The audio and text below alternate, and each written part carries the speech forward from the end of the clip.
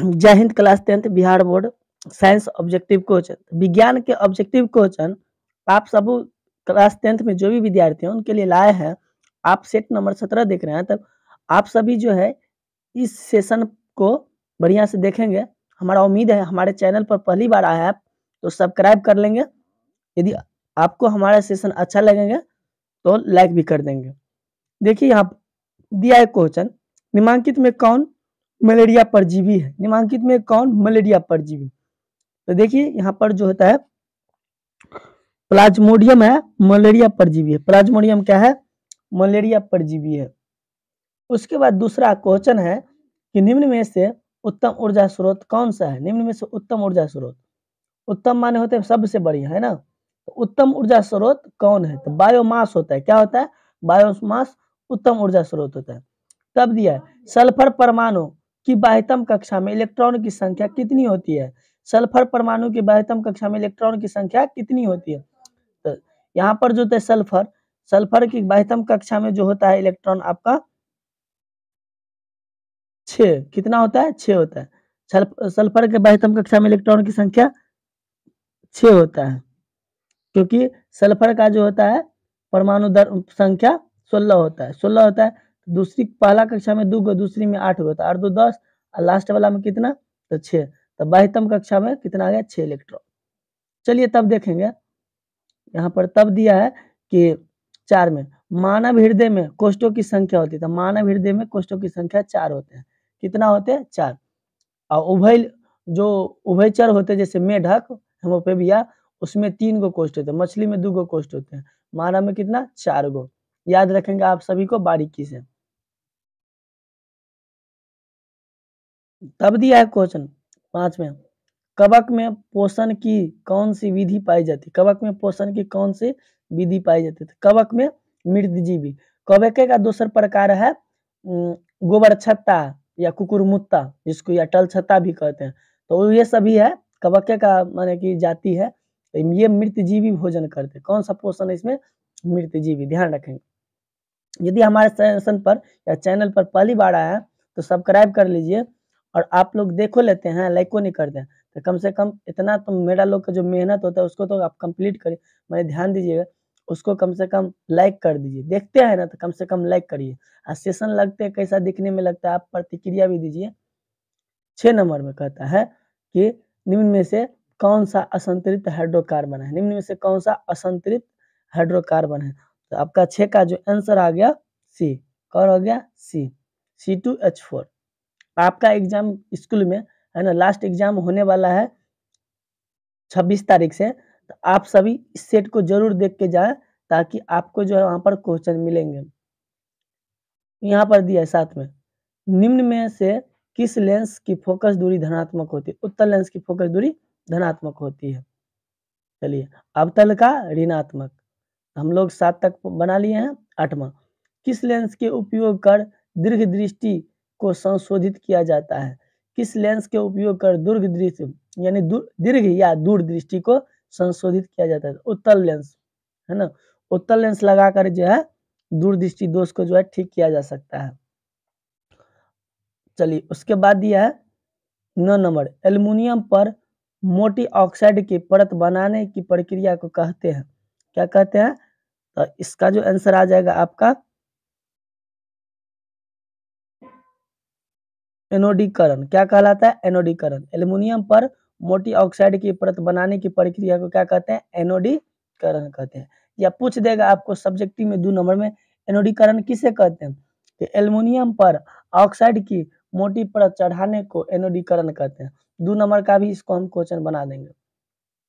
चलिए अब देखेंगे आपका 10 नंबर। 10 नंबर में कहता है कि विद्युत ऊर्जा का व्यापारिक मात्रक क्या है? विद्युत ऊर्जा का व्यापारिक मात्रक क्या है? इसका आंसर आ जाएगा सी। क्या हो जाएगा? सी, यूनिट। यूनिट जो है विद्युत ऊर्जा का व्यापारिक मात्रक है। देखिए यूनिट क्यों है? क्योंकि यूनिट जो है छोटा सा, नहीं तो किलो में वाट में रहेगा तो बहुत बड़का बड़का यूनिट आ जाएगा। इसलिए यूनिट विद्युत ऊर्जा कैसे मात्रक यूनिट। आपके घर में भी मीटर लगा हो तो देखना कितना मिनट यूनिट उठल है, तो यूनिट में आता है बिजली बिल भी। इसलिए विद्युत ऊर्जा मतलब कि बिजली बिल, उसको कह सकते हैं बिजली बिल। तो मात्रक मापने का जो मानक है क्या है, यूनिट है।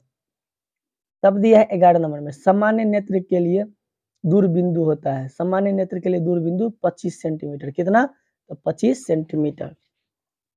12 नंबर, हाइड्रोजन के दो परमाणुओं के बीच कितने आबंध बनते हैं, हाइड्रोजन के दो परमाणुओं के बीच कितने आबंध बनते हैं, हाइड्रोजन के दो परमाणुओं के बीच एक आबंध बनते हैं, कितना, एक, क्योंकि हाइड्रोजन में द्वितीय इलेक्ट्रॉन रहता है तो पूरा हो जाता है कक्षा, इसलिए एक आबंध, एगो ये इलेक्ट्रॉन देगा, ये एक गो देगा, इसकी कक्षा ऑर्बिट क्या होता है, पूरा हो जाता है, तो एक आबंध। चलिए अब जो है 13 नंबर क्वेश्चन तो दिया है यहाँ पर 13 नंबर में कि निम्न में से कौन सा आहार श्रृंखला का निर्माण करता है। आपको पता है आहार श्रृंखला का निर्माण घास, बकरी, मानव। देखिए घास, बकरी, देखिए मानव खाता है बकरी को, बकरी खाता है घास को, तो ये आहार श्रृंखला का निर्माण करता है घास, बकरी, मानव। समझ रहे हैं ना, ध्यान से देखिए और समझते रहिए और याद करिए, और एग्जाम में जाकर सिक्सर लगा के आना है। देखिए कौन अंतःस्रावी और बाह्य ग्रंथि जैसी कार्य नहीं करता है, कौन अंतःस्रावी और बाह्य ग्रंथि जैसे कार्य नहीं करते, अग्नाशय करता है, पीयूष ग्रंथि करता है, अंडाशय, विरिसन। यहाँ पर जो आपका 14 का आंसर हो जाएगा अंडाशय, क्या हो जाएगा, अंडाशय, ठीक है। तो चलिए अब 15 का बताते हैं आपको, 15 का क्वेश्चन बताएंगे हम, आप लोग देखिए, कौन सा कार्बन यौगिक सबसे अधिक अभिक्रियाशील है, कौन सा कार्बन यौगिक सबसे अधिक अभिक्रियाशील है, तो आपका जो इसका आंसर हो जाएगा C2H2, C2H4 सॉरी C2H4, ये सबसे अधिक अभिक्रियाशील है।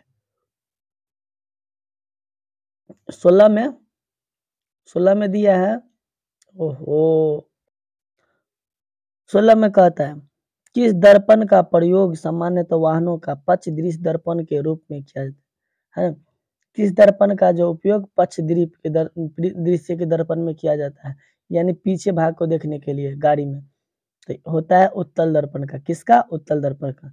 वही पूछेगा कि हेडलाइट में, तो अवतल दर्पण का, पक्ष दृश्य देखने के लिए उत्तल दर्पण का। तब दिया 17 नंबर में, रासायनिक अभिक्रिया के दौरान किसी पदार्थ में ऑक्सीजन का ह्रास कहलाता है, ऑक्सीजन का ह्रास माने कमी, अपचयन हो जाएगा, क्या हो जाएगा, अपचयन। तो आपका 17 का जो हो जाएगा बी। तब दिया 18 में कि कौन सी गैस वैश्विक उष्मा यानी ग्लोबल वार्मिंग के लिए उत्तरदायी, कार्बन डाइऑक्साइड। देख रहे हैं आप लोग कि दिसंबर का महीना आ गया है, पहले जमाना में जब दिसंबर का महीना आता था लोग को भर दिन जो है जैकेट नहीं उतरता था, कितने लोग नहाते भी नहीं थे, देह महकता रहता था, और जो कनिया वाला सबका और दिक्कत होता था, उसकी वाइफ जो है टेंगाता था अलगे सुत, लड़का सब तो देखबे करते हैं 6 महीना में एक दिन कपड़ा धोएगा।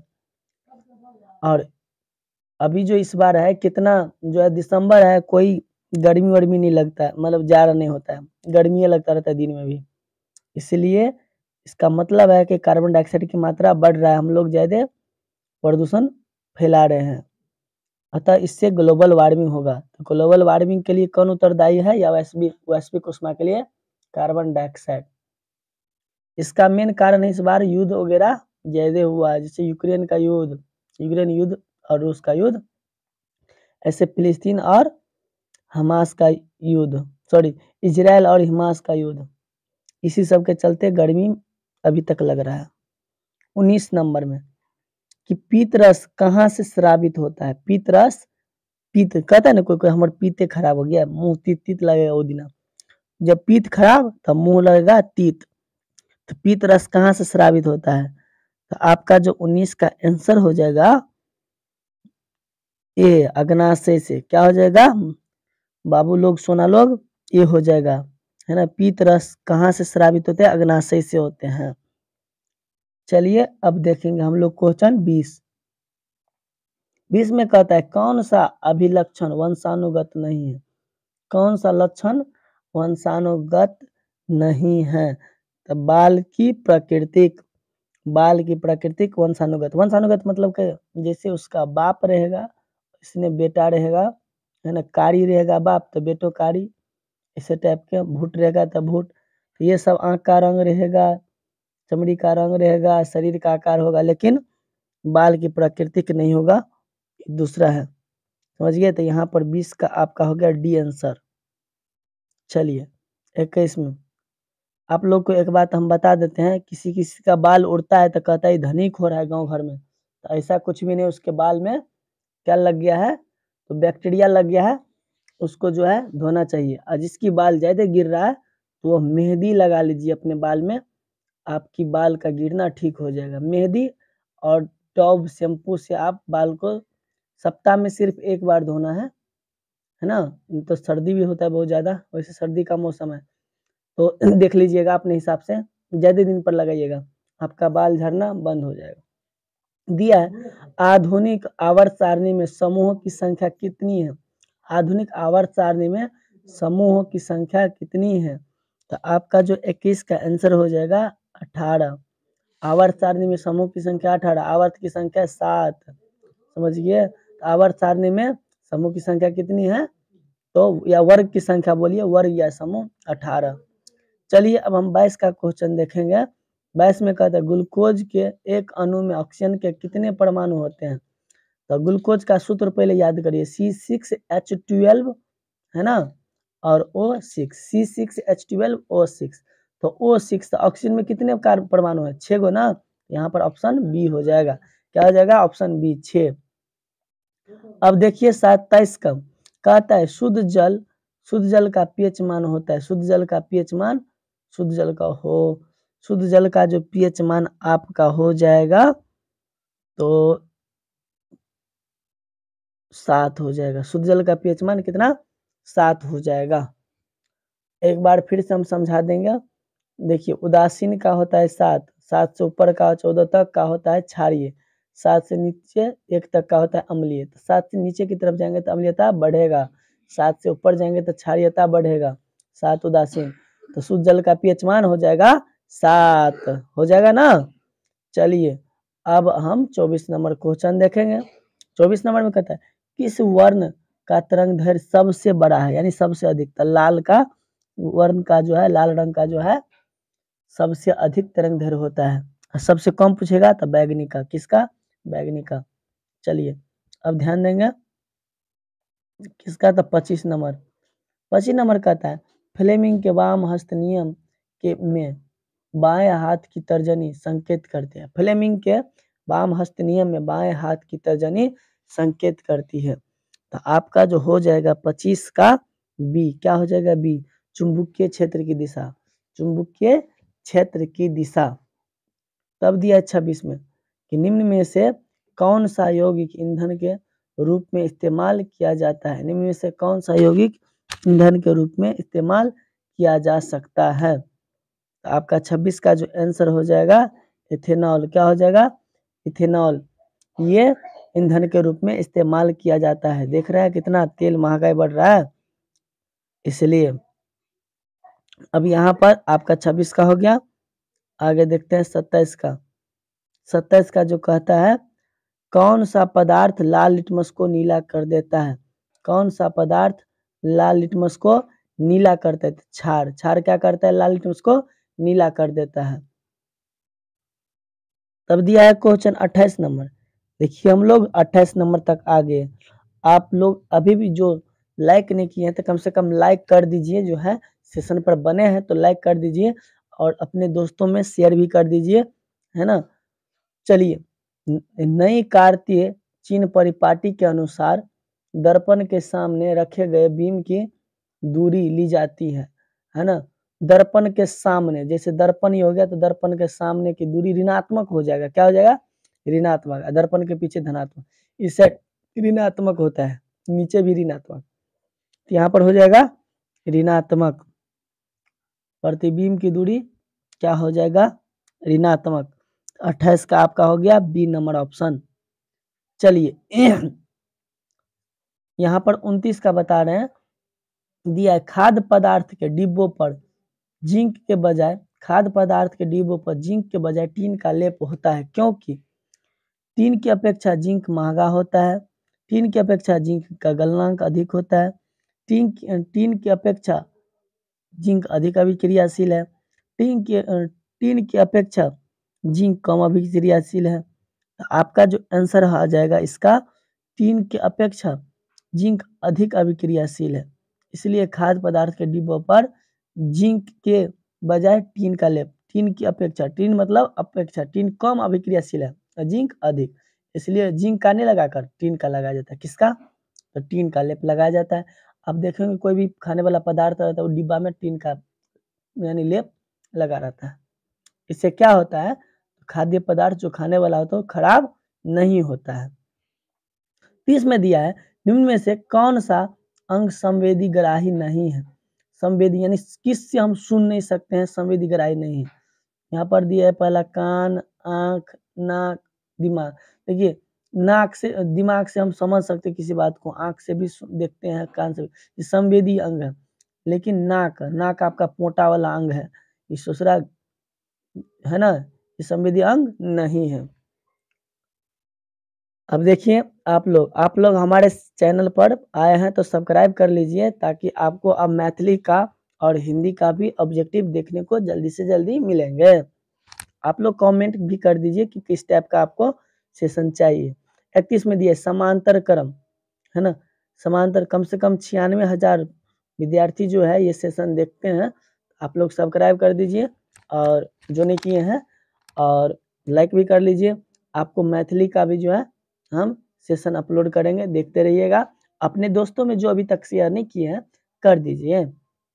समांतर क्रम में संयोजित प्रतिरोध की संख्या घटने के उपरांत संयोजी प्रतिरोध की कुल माप होती है। किस क्रम में? समांतर क्रम में। संयोजी प्रतिरोधी की संख्या घटने के उपरांत संयोजक प्रतिरोध का कल प्रतिरोध, है ना, कल प्रतिरोध क्या होगा? यहाँ पर आपका 31 का हो जाएगा बढ़ता है। क्या होता है? बढ़ता है। कल प्रतिरोध बढ़ता है। देंगे 32 नंबर क्वेश्चन देखेंगे। देखिए परीक्षा में क्या करता है, बस भाषा बदल देता है। भाषा को समझिए। जैसे दिया है समजात अंग का उदाहरण। समजात अंग माने क्या? समान अंग का उदाहरण। तो हमारा हाथ और कुत्ते के अग्रपाद, तो यही हो जाएगा समान अंग। हम लोग का हाथ और कुत्ता का गुल का पैर दोनों एक समान लगता है, और हमारा दांत हाथी का हाथ कभी बराबर है नहीं ना, तो ये गड़बड़ है। आलू और घास एक समान नहीं, गलत। उपरोक्त सभी सब गलत।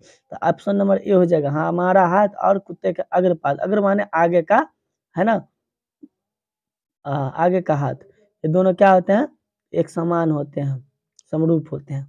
33 में दिया है, निम्न में से कौन सा पद विद्युत परिपथ में विद्युत शक्ति को निरूपित करते हैं? कौन सा पद विद्युत पथ में या परिपथ में विद्युत शक्ति को निरूपित करता है?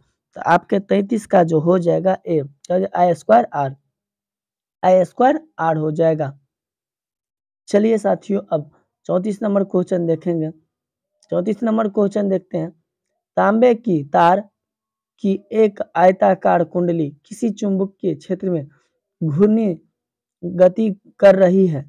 इस कुंडली में प्रेरित विद्युत धारा की दिशा में कितने परिभ्रमण के पश्चात परिवर्तन होता है? आधे। कितना? आधे। इसका जो आंसर आ जाएगा 34 का आपका सी नंबर ऑप्शन है। क्या आ जाएगा? C number option. आधे। आधे घूर्णन के वाले लगा रहता है ऐसे ऐसे, आधे घूर्णन के बाद जो है उसमें आने लगता है, परिभ्रमण के बाद उसमें विद्युत आने लगता है। देखिए एगो चीज बड़ा गड़बड़ है, कोई किसी से थोड़ा जेठ भी रहेगा तो कहेगा भाई अब शादी हो गया, कहीं ओकरा छोटका का या जेठका का, तो बोलना कि हमरो तो भैया कहेंगे हम तुमको, तोरा कन्या को भाभी है। का है कि उसके से मजाक कर सके।